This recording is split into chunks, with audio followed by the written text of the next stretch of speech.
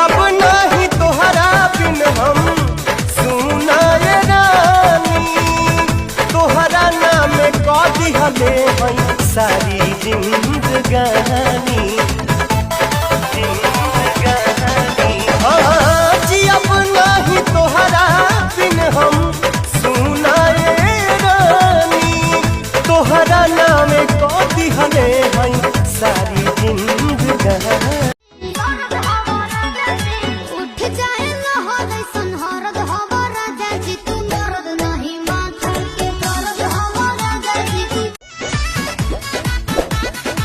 बालो न होश में मातल तू जोश में लागे न दे ये राजा जी मुआइए दे बाका कि काम जाहुआइए।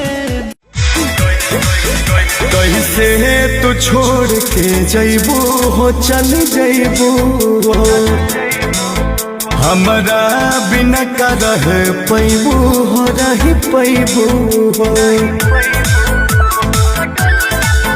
कैसे तू छोड़ के जइबू हो चल जइबू हो।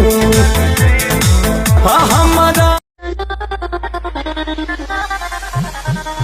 जैसे मोहन करे वैसे हमरा सारे के चलो, हमरा सैया जी के तीनों हंसल दीना। सासू जी से झगड़ा भइल तो कही दिहनी पागल बलमुआ हमारे लागल, बलमुआ हमारे लागल।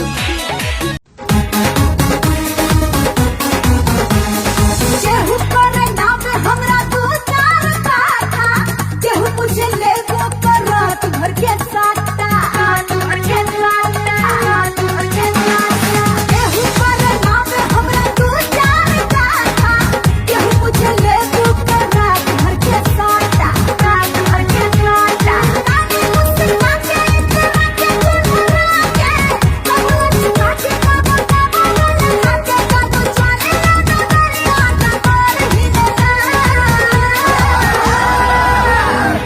और हिलला हो कमर हिलला। अब रहल न जाता अकेला, मन करता खेले के खेला। बर्दाश्त न होता तन्हाई, जुदाई बड़ा दुख देला। शेर का शिकार करने के लिए कौन सा जाल बिछाया लोमड़ियों ने? मेला, मेला लगाएंगे वो लोग। चंदनपुर गांव में फिर मेला लगेगा।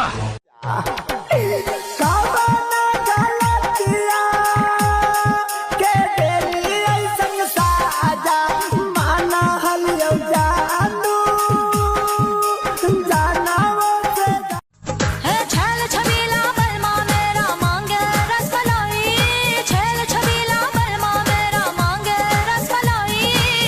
रामा दुहाई मेरे रामा दुहाई। नैहर में जवन हमके दे तो ना रहलू, नैहर में जवन हमके दे तो ना रहलू। ससुरा में भतर कुबेल किया था घंटा चढ़े वाला, फुलौना दुनू धरे वाला।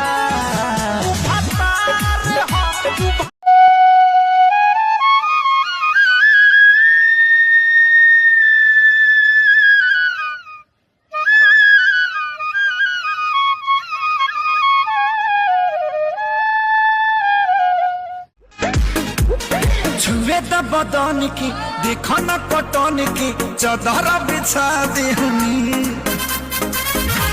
बोला मुझे मन पिघल